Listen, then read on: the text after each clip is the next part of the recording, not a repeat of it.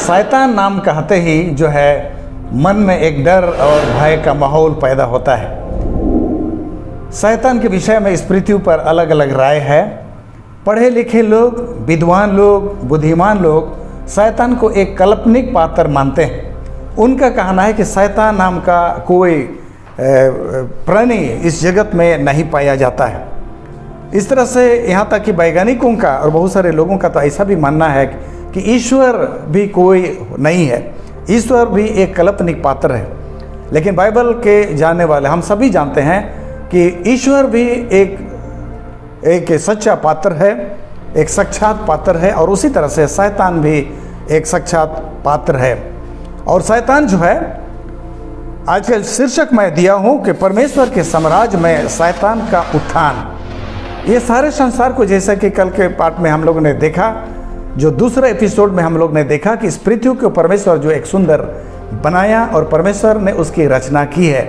आज बहुत सारे लोग ये प्रश्न उठाते हैं कि शैतान को किसने बनाया।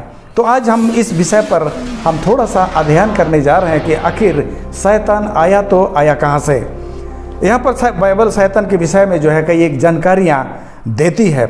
यहेजकेल का पुस्तक उसका 28 और उसका 13 से अगर 18 हम लोग पढ़ेंगे तो कहता है परमेश्वर के साम्राज्य में, परमेश्वर के स्वर्ग में बहुत बड़ी संख्या में स्वर्गदूत पाए जाते हैं। और उन स्वर्गदूतों में उनका मुखिया प्रधान स्वर्गदूत जो है लूसीफर नाम से जाना जाता था। और ये लूसीफर जो है उसको बहुत ही विशेष तौर से उसका सृष्टि हुआ था।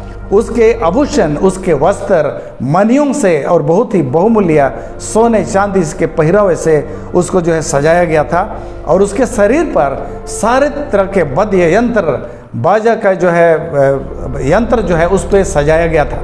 जब वो गाना गाता था, विद्वान लोग कहते हैं कि उसके मुंह से 7 स्वरों में अकेले से गा सकता था। और दुनिया में पाई जाने वाली सारे तरह के वाद्य यंत्र उसके शरीर से खुद ब खुद वो निकलते थे। और इसलिए अपने आप में एक जो है पूरी तरह से एक पार्टी था, एक पार्टी के रूप में वो प्रस्तुत होता था, क्योंकि वो गाना गाता था और सारे वाद्य यंत्र जो है उसके अंदर से प्रकट होते थे। परमेश्वर के सन्मुख था, परमेश्वर की उपस्थिति में रहता था और परमेश्वर की महिमा करने में दूसरे स्वर्गदूतों की जो है अगुवाई करती थी।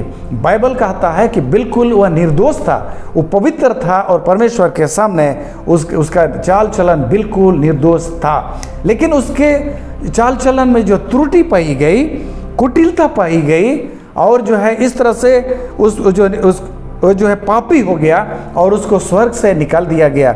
यही जो है यहेजकेल का पुस्तक 28 और उसका 13 से 18 कहता है। तो किस तरह से वो पापी हुआ, किस तरह से जो है वो पापी गिना गया और उसके मन में कुटिलता पैदा हुई, वो हम कैसे जान सकते हैं। इस बात का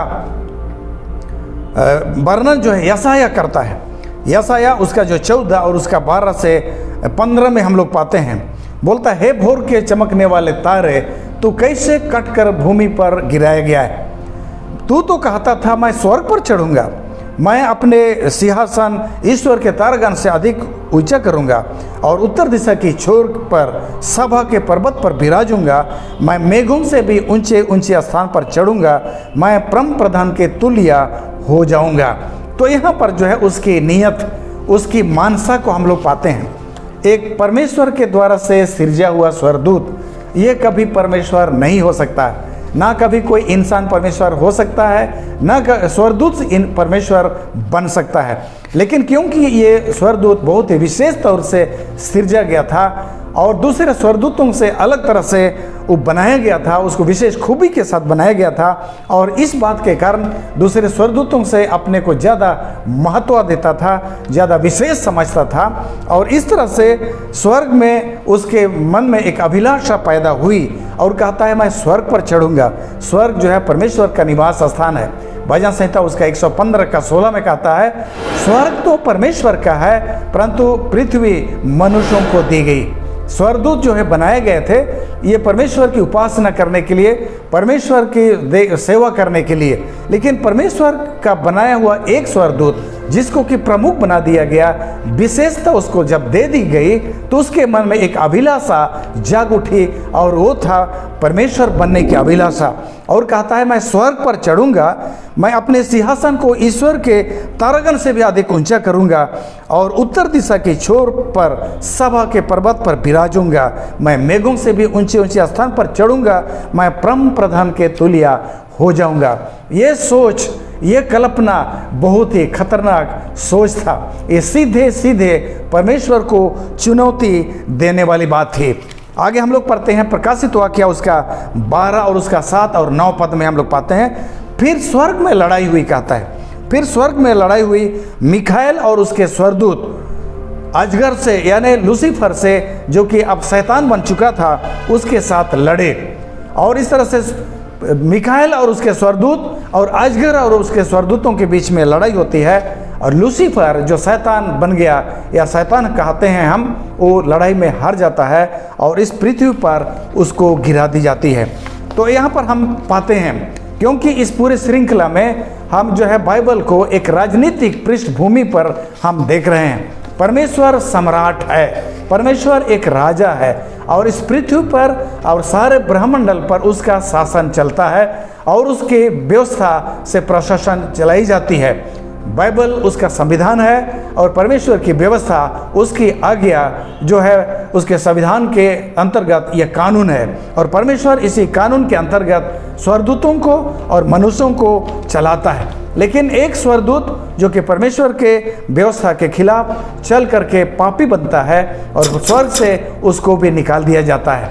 इस पृथ्वी पर हम देखे थे आदम और हवा ने जब आज्ञा ना मानी तो उनको भी जो एदेन की बारी से उनको निकाल दिया गया।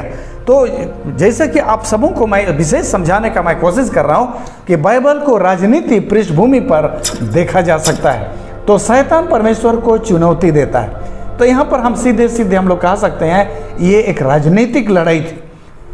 परमेश्वर और लूसीफर के बीच में एक राजनीतिक लड़ाई थी, कुर्सी का लड़ाई था।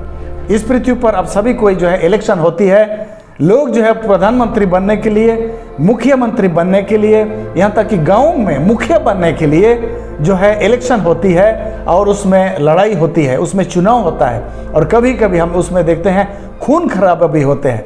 लोग जो है भ्रष्टाचार का नियम को पालन करते हैं और बहुत तरह तरह से जो है हथकंडा अपनाते हैं उस लड़ाई को जीतने के लिए, कुर्सी को हथियाने के लिए, एक मुखिया का कुर्सी पाने के लिए, एक मुख्यमंत्री का कुर्सी पाने के लिए, एक प्रधानमंत्री और राष्ट्रपति का पद पाने के लिए इस पृथ्वी पर भी लड़ाई होती है।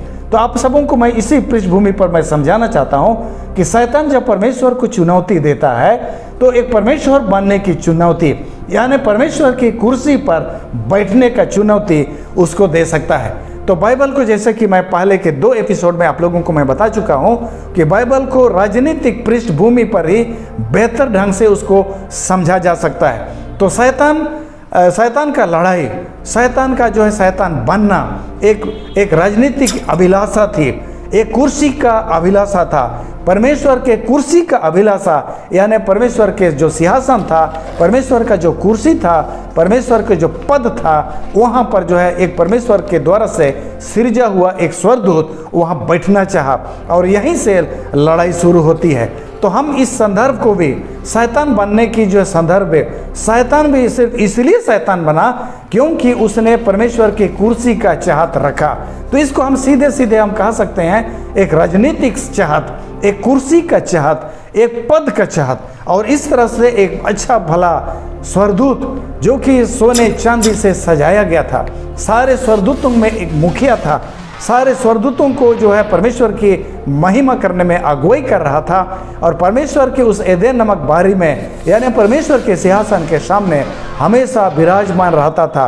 बड़ी सम्मान उसको मिला हुआ था। वो जो है और उसका नाम लूसीफर था। वो सुंदर नाम है लूसीफर, लेकिन यही लूसीफर स्वर्गदूत जिसको परमेश्वर बनाया और सुंदर नाम भी दिया, सुंदर वस्त्र दिया, सुंदर शरीर दिया, उसके शरीर पर सुंदर बाजे से उसको भरपूर किया और बहुत सारे जो टैलेंट और बहुत सारे तोड़ा से उसको भरपूर कर दिया था, वो परमेश्वर के कुर्सी का जो है अभिलाषी हो गया, परमेश्वर के कुर्सी का जो है लालच किया और परमेश्वर से लड़ बैठा।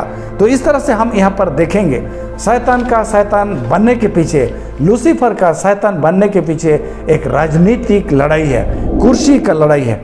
इसीलिए इस बात को मैं जोर दे करके आप लोगों को मैं बताना चाहता हूँ। तो जब इस तरह से हम पाते हैं स्वर्ग में जब उसको परमेश्वर का कुर्सी तो कोई हासिल नहीं कर सकता, ये असंभव सी बात थी। लेकिन शैतान जो है अपने घमंड में उस बड़े दुस्साहस का काम किया और परमेश्वर का कुर्सी हासिल करने का कोशिश किया। परमेश्वर का कुर्सी तो हासिल नहीं कर सका, लेकिन इस पृथ्वी पर गिरा दिया गया। और जब इस पृथ्वी पर गिरता है, जब इस पृथ्वी पर आता है, तो दूसरा एपिसोड में इस श्रृंखला के दूसरा भाग में आप सब ने देख चुका है कि किस तरह से वो आदम और हवा को उनको जो है दिग्भ्रमित करता है, उनको भटकाता है, उनको जो बरगलाता है और जो व्यवस्था जो आज्ञा परमेश्वर उनको दिया था उसके विपरीत उनको शिक्षा देता है और हवा को बहका करके उस पेड़ का फल खाने के लिए विवश करता है जिस पेड़ का फल खाने के लिए परमेश्वर मना किया था। जिस पेड़ पर परमेश्वर की व्यवस्था लागू थी उसको जो है उनको खिलाता है और इस तरह से वो परमेश्वर के विरोधी बन जाते हैं और उस शैतान के चंगुल में या तो शैतान के जो है दास बन जाते हैं।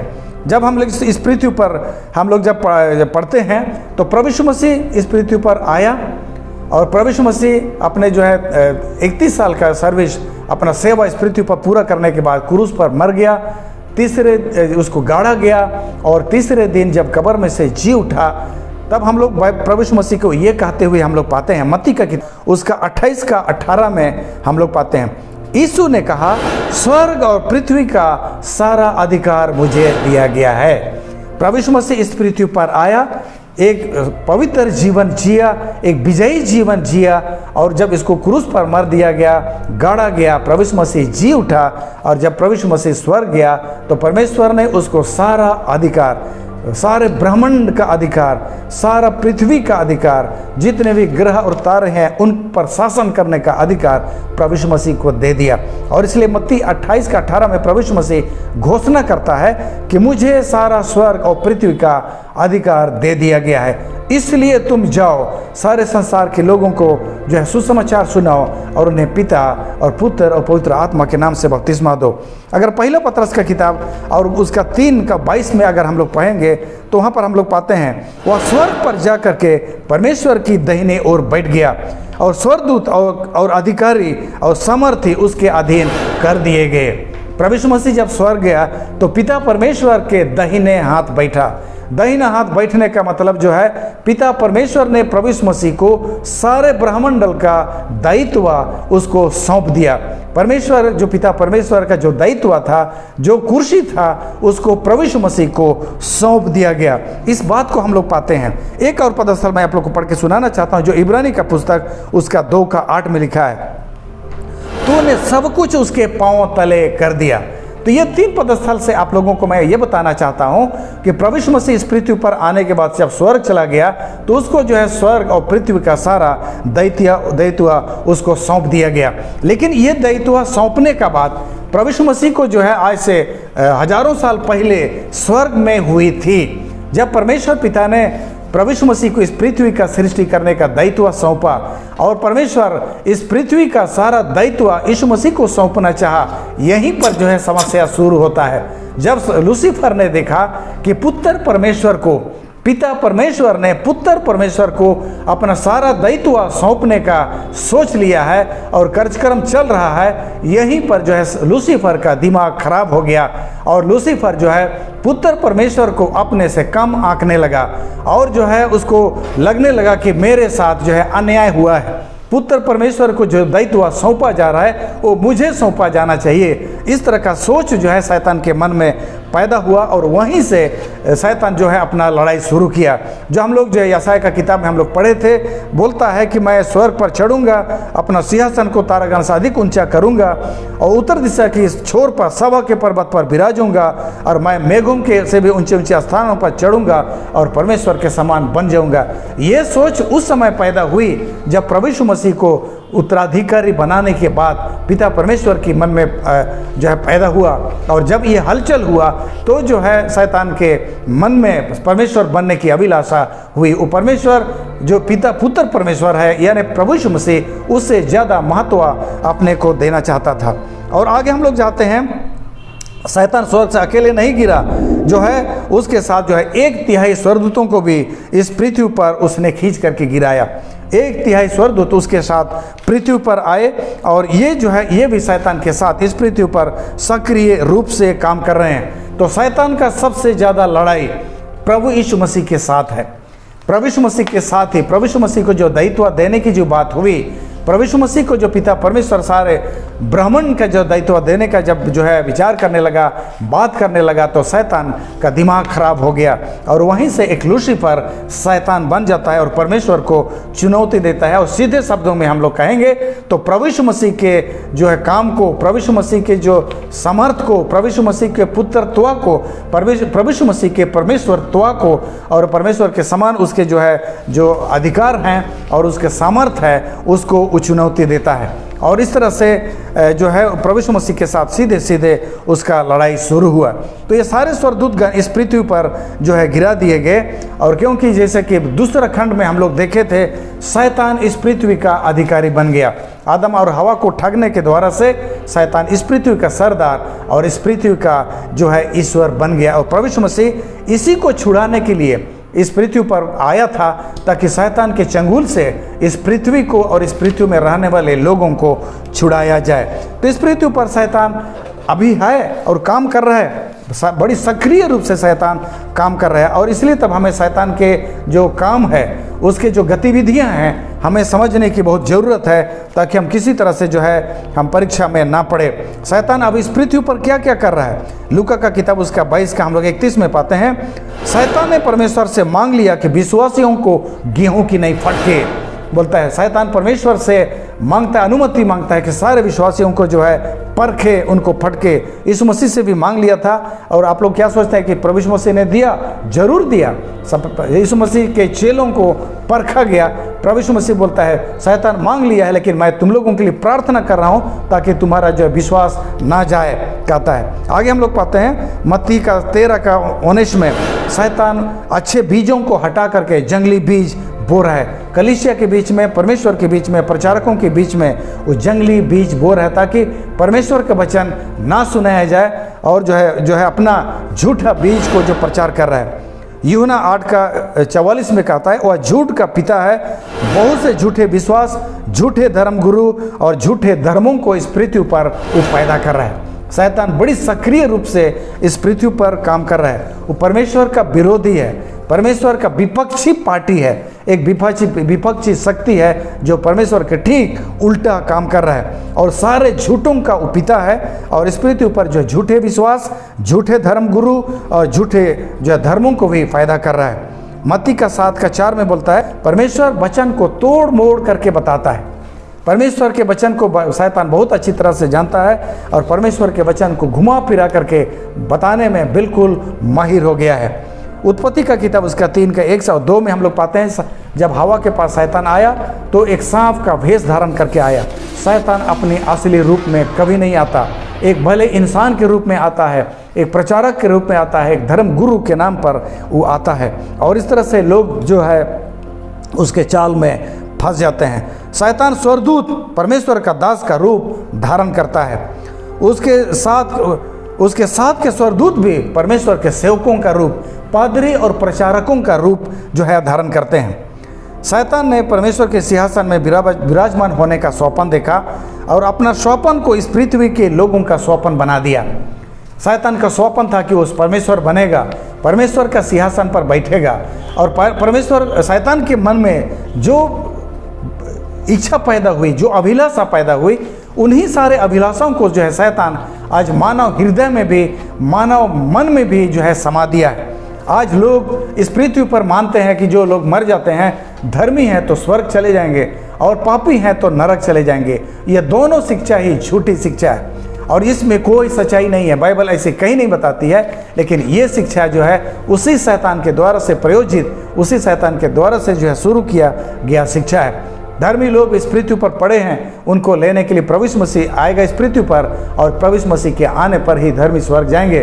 लेकिन आज इस पृथ्वी पर आम तौर से माना जाता है कि लोग मरते ही स्वर्ग चले जाते हैं। स्वर्ग शैतान स्वर्ग जाना चाहता था और इसलिए सारे लोगों को कि तुम लोग मरने के बाद स्वर्ग जाओगे ये विश्वास दिला दिया है।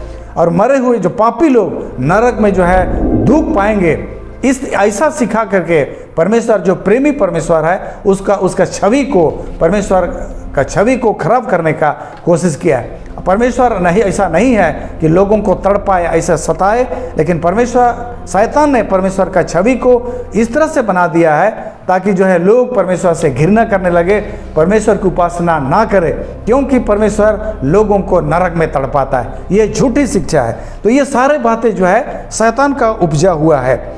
आत्मा अमर है, एक व्यक्ति का आत्मा नहीं मरती है, मरने के बाद भी उसका आत्मा जो है कहीं पर भटकता है, स्वर्ग चला जाता है। ये सारा शिक्षा जो है झूठी शिक्षा है। तो शैतान जो है एक जो है वास्तविक एक चरित्र है, एक वास्तविक पात्र है। शुरू में ये शैतान जो है एक स्वर्गदूत था जो कि स्वर्ग में परमेश्वर के सिंहासन के सामने रहता था, पवित्र था, सामर्थी था, सुंदर था, बहुत ही टैलेंटेड था। लेकिन जब प्रभु यीशु मसीह का जो मुद्दा आया, प्रभु यीशु मसीह को जो है गद्दी सौंपने की जब बात आई, पिता परमेश्वर जो है प्रभु यीशु मसीह को सारा ब्रह्मंडल का दायित्व सौंपने का जब सोचने लगा तो शैतान को बहुत ही नागवार गुजरा और उसने परमेश्वर को चुनौती दे डाली, मैं प्रभु यीशु मसीह को सिंहासन पर बैठने नहीं दूंगा, लेकिन मैं खुद सिंहासन पर बैठूंगा। ये जो है उसका अभिलाषा था। इसी अभिलाषा के साथ स्वर्ग में लड़ाई हुई और एक लूसीफर, एक सुंदर स्वर्गदूत, उसको स्वर्ग से उसको निकाल दिया जाता है और वो पृथ्वी पर गिरता है और आज हम उसी को शैतान नाम से जानते हैं। और ये परमेश्वर का एक विरोधी शक्ति है जो कि परमेश्वर और उसके धर्म, उसकी व्यवस्था, उसके शिक्षा के खिलाफ जो है काम कर रहा है। और सबसे दुखित बात तो है, सबसे जो है अफसोस की बात तो है, अभी इस पृथ्वी का ईश्वर जो है शैतान ही है। अभी इस पृथ्वी का सरदार शैतान ही है और हम इस पृथ्वी के निवासी उस शैतान के कब्जे में, उसके द्वारा से अधिकृत इस संसार में हम वास कर रहे हैं। और ये शैतान चाहता है कि इस पृथ्वी के साथ हम सब कोई नाश हो जाएं, अपने साथ हम सब कोई नाश हो जाएं। इसलिए हम उसकी बातों को अच्छी तरह से समझें और इस तरह से इस बात को जानें। तो शैतान जो है, शैतान इसलिए शैतान बना क्योंकि वो कुर्सी का लड़ाई के चलते, ये एक राजनीतिक लड़ाई जिसको कि मैं शुरू से मैं कहते आया हूँ, फिर से मैं अंत में दोहरा दे रहा हूँ। परमेश्वर की कुर्सी का चाहत, परमेश्वर के सिंहासन का चाहत ने एक अच्छा भला स्वर्गदूत को, लूसीफर को, उसको शैतान बना दिया।